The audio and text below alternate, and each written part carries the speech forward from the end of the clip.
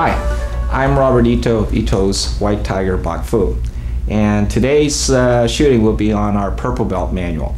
And just like in the orange belt manual, I will be following an outline in which all the purple belts should be looking at as they continue on through their progress. First thing I want to cover is more of an orientation of some of the things that these students, all you new purple belts, should be working towards. In purple, you've already got some experience where you are starting to understand some of the terms of balance and power and form and so on. And what you want to do in purple is continue to improve upon the definition of these terms. And this means to prove that you understand balance by improving your balance, to understand power by improving your power, and so on. It's not just to memorize your movements or the terminologies or the definitions, but actually to execute or perform these things through your basics in your katas or your techniques or any of your other drills that you have in regular class. One of the things that I want to also go over is that in purple, you go through a lot more empty hand movements or open hand movements. And in these movements, part of the drills is to learn how to relax. When you learn to relax physically, your movements would be a lot smoother. And this smoothness translates to explosive speed and power. All right, now part of the drill to do this would be like doing kata 1 or kata 2 instead of a closed fist posture, to go through all your movements with open hand blocking. And these open hand blocking movements will be referred to as parries: inward parry, outward parry, upward parry, and so on.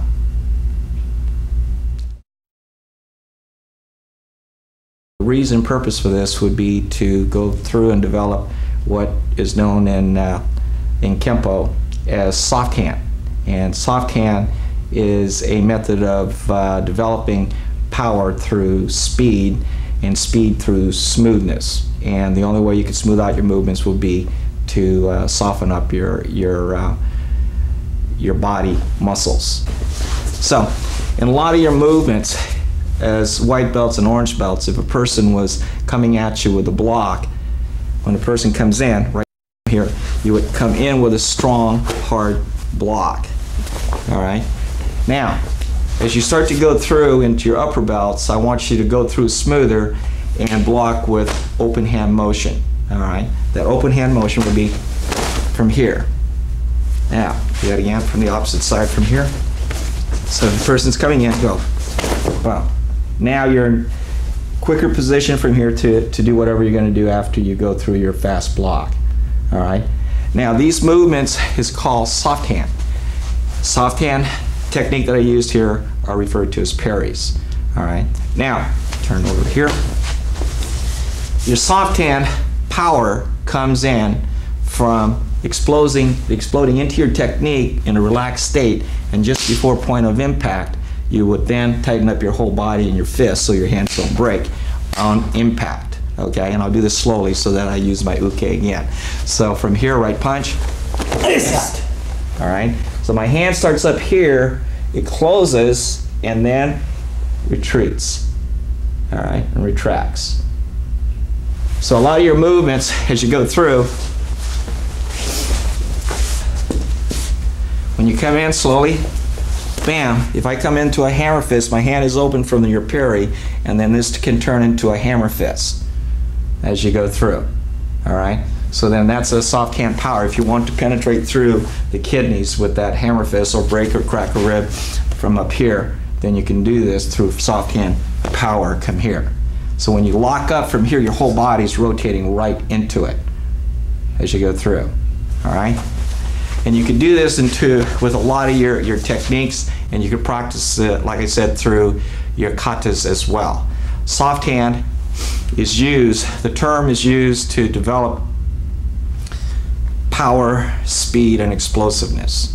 And the best way to practice is to relax.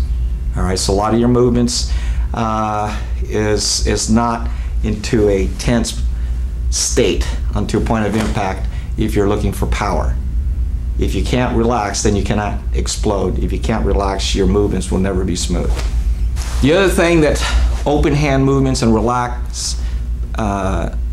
relaxed state will do is that it gives you an opportunity to continue to follow into your movements. And part of this soft hand is also referred to as sticky hand.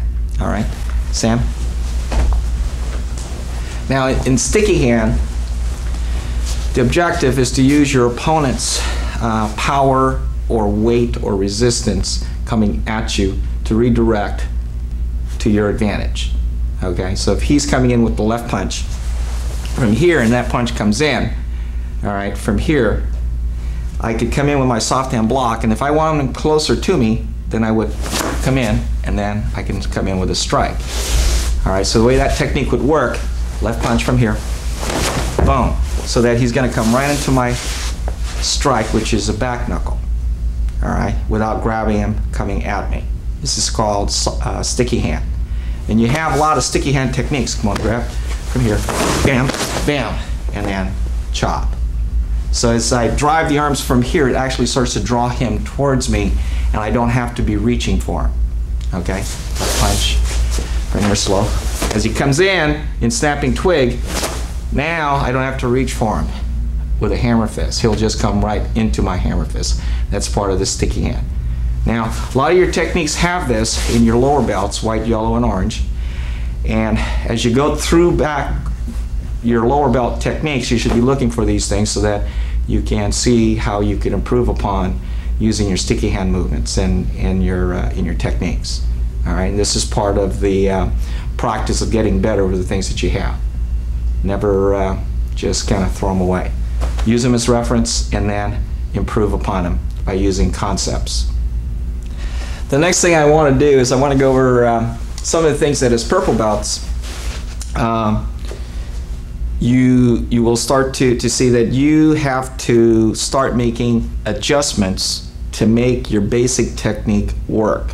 We can give you a combination, but you actually have to make all the adjustments, all the minute different adjustments to the person's size, shape, and timing of how he moves and so on. And part of this is what I refer to as basic movements. Basic movements are movements that you use to adjust for range and distance. And in this case, we're going to use kicks. All right, shuffle kicks, crossovers, spins, and so on. All right, and you know, a lot of the younger students will love to do the spin and the jump kicks, which is nice, but a lot of times it's best to just do the simpler, more basic, easier to use basic movements. All right, the first one we're going to go over is a shuffle. And I believe some of you guys, or you should have already gone over a shuffle in orange, but I'm just going to go over that again. Just square up, fighting position, guard up. Now, in a shuffle kick, what you're trying to do is you're trying to adjust distance between you and your attacker. So from here, obviously, I cannot reach my opponent. So I will come in by bringing my back leg, my rear leg, towards my front leg, and then the front leg will come up to whatever kick I'm going to use, and you could use basically any kick. Now when you shuffle, your back leg will not cross over in front of your front leg. It will always stay behind. Now even though it stays behind, once you start to gain momentum, you can also be basically off the ground and be sliding over the ground to kick right into your target. If I came in like this, I could not reach Sam, but if I did it with momentum, I can go ahead and still strike. And you could use this with different kicks. All right, I did it with a side kick. You can come in, rear kick, and so on. Roundhouse, coming under or to the head, and so on.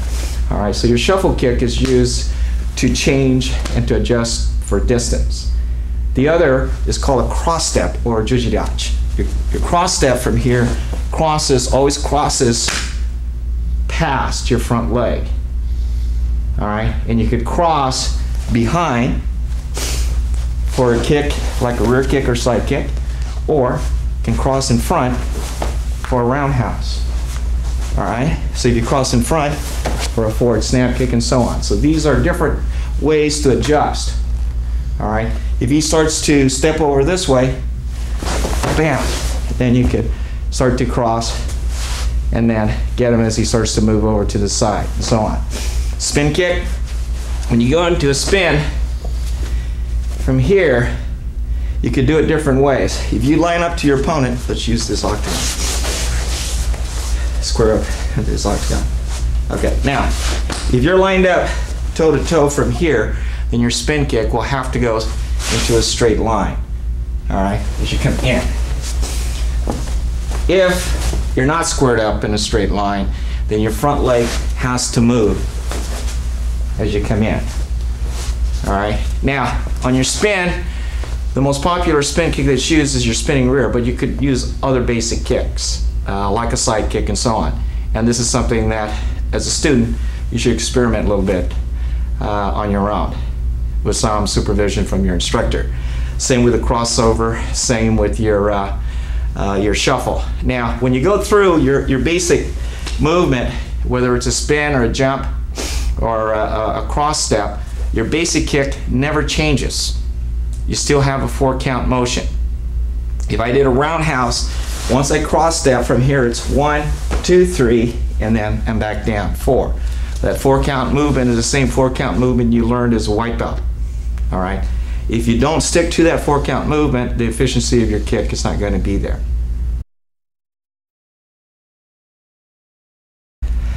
Now, the first series of techniques that we're going to do here will be in the first stripe. And I believe the first one is rising knee. Matthew? Go through this slowly first. Rising knee is the right punch. Inward parry, upward parry, punch, knee, chop across the spine, across the neck, and make sure he goes down. Right punch.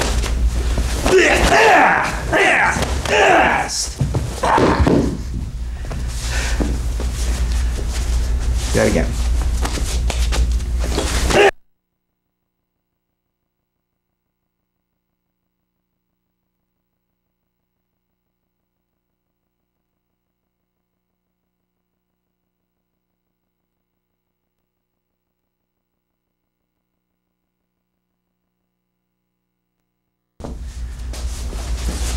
Okay, next one.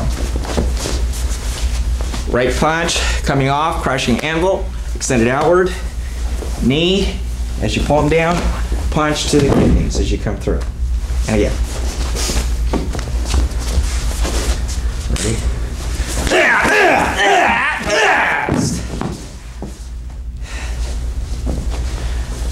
Flash of silver. Slow. 1, 2.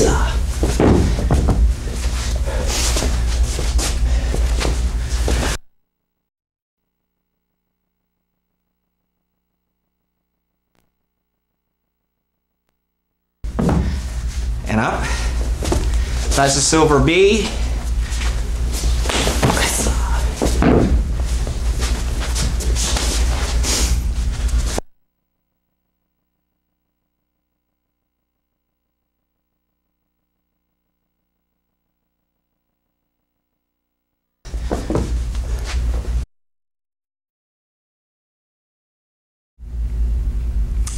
The next thing we're going to do is an octagon form. In orange, we've gone through the 8-directional form. And in purple, I'm going to go over the first octagon form we're going to do is called Zenkutsu, using a hard bow. Hard bow, weight forward in weight transition. All right. With this form, the block that you're going to use is, as a standard, is going to be a downward block or gerambarai. But in reality, you could practice it using all your other basic blocks. So instead of stepping into a hard bow with a block, with a downward block, you could do it with an outward block. You can do it with an inward block. And what this does, as you practice it with different blocks, is that it makes your body go through different rotations. And once you understand what that means, as you continue to practice, you understand how to use these different rotations. All right. This is the octagon form, Zenkutsu. 8-step form. This time these are using the escape pattern. There's a hum. All right, escape patterns from here. First step, hard bow, back to center. Second step, hard bow, back to center, back to center, back to center, back to center, back to center, back to center. All right, when you go through this, you could count through in Japanese as you go through, which is ichi, ni, san, shi, go, ro, sich, hach. The steps are used as what we call an escape pattern. What I'll do is I'll turn this way so it'll be easier seeing. This is now number 1. So if he's coming in from a number 1 attack, one of the escapes on encountering this attack, right, from here is to go to angle number 5 from where I'm going from here. Now he throws another punch, I just come back, and then I can finish up my opponent. All right? If the attack is from the side, from here, and he throws a punch, I can do the same thing as I come in. All right? Maybe go into a strike this way, or down, and then grab, and finish up in a Kempo manner. Okay. If the attack is behind, then if he's directly behind me, and he comes in, let's say, a grab. Now, for some of you, you know these techniques probably as Crush the Eagle or as Dancer. You can come under, take your angle, bam. All right, so what these angles will do is it'll kind of show you different ways of escape. And from your escape, if you can't totally get away, you can go into a counter.